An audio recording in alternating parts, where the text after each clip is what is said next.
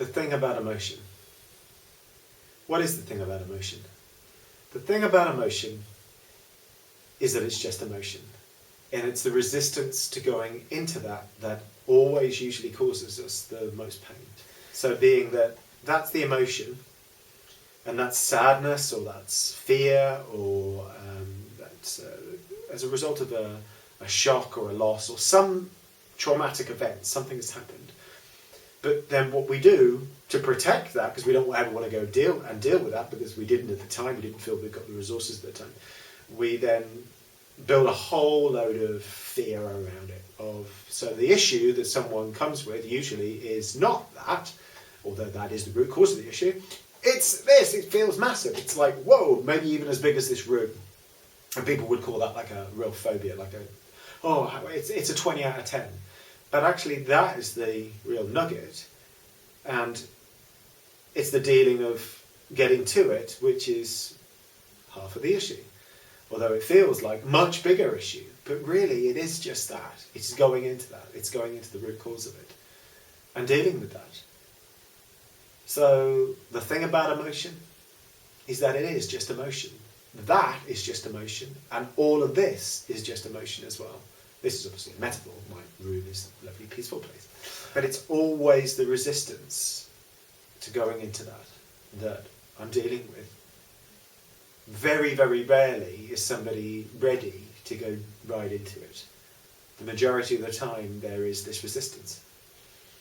And that's a big part of my work. It's a big part of most people's healing, be that psychotherapy, be that counselling, be it hypnosis or anything else. I mean, I've had people in this room who have done hypnosis here.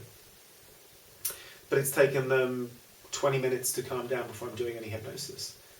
And that's why I like EFT a lot, because a bit of pre-framing, a bit of explaining what it is, and then we can just get tapping. And we can be tapping on the fear of even being here, the fear that I'm a man and they've come to see me, or whatever issue they've got. I mean, it's kind of weird going to see a guy that you haven't seen before with problems.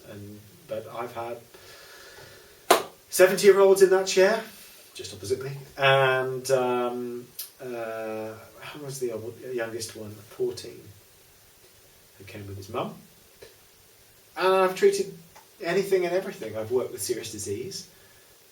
I've worked with cancer. There's a lady with lymphoma who left today. After 5 sessions, she may come back for some more. We did some good work there, without breaking confidence, resentment about the past.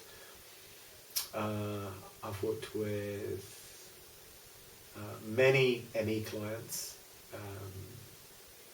There's usually massive amounts of anxiety running there, as I can testify myself from having been there and been through it. I've worked with rape. I've worked with car accident trauma where somebody died. I've worked with someone struggling to come to terms with the ending of a relationship and not wanting to let them go. I've worked with grief quite a bit, where members of families or partners have died, or ex-partners. I've worked with helping people to stop smoking, helping people to lose weight, and all different other types of addictions, whether it's being addicted to internet porn, addicted to jammy dodgers, ice cream, chocolate. They're all addictions, so whatever it is. Even everybody who comes to see me will have had something in their life which will have been their tranquilizer. But it's the tranquilizer to the emotions that are going on. And so, reach for it, let's go for it. And it'll tranquilize them for a short period of time, but doesn't really last, and it's not really the answer, as I'm sure you know. So that's what it is. And is there a there to get to? No. There is no there to get to. But there is only a responsibility that we can personally take, where we are in a place where we're being authentic with living our lives. So that means, am I really into my essence, am I living truthfully and honestly, or am I hiding? Am I hiding because I'm really afraid? I'm afraid of such and such, or I'm afraid to live my dreams, or I'm sticking with this partner because I feel that they're all that I could possibly manifest. I don't deserve any better. I mean, you must have your own experience with this, and there are times when I feel I'm living quite authentically, and other times I think, no, I'm not, and I'm hiding away from it.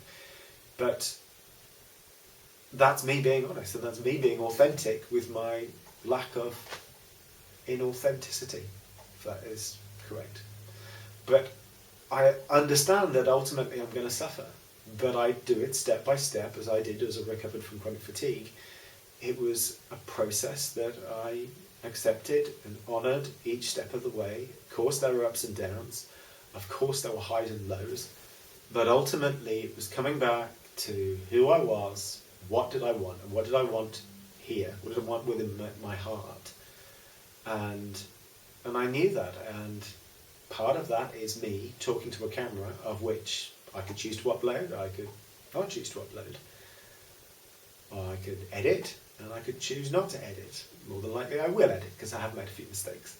But they're not mistakes, they're just learnings of how to speak even better.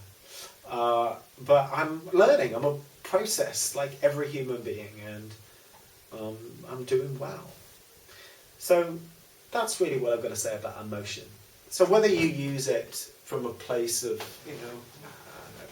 doing EFT, or you're into NLP, or you're into EMDR, or EMIT, or Psyche, or hypnosis, or whatever that is, we're always a work in process. We're always just particles of energy becoming more whole and becoming more one. And the more we live from here, and the more we trust our intuition, the more that we slow our minds down, and the more that we sink into and ground into our bodies and open our hearts,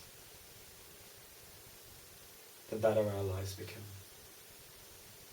Because we become more present as a result of all of that. And that, of course, is the real gift in life.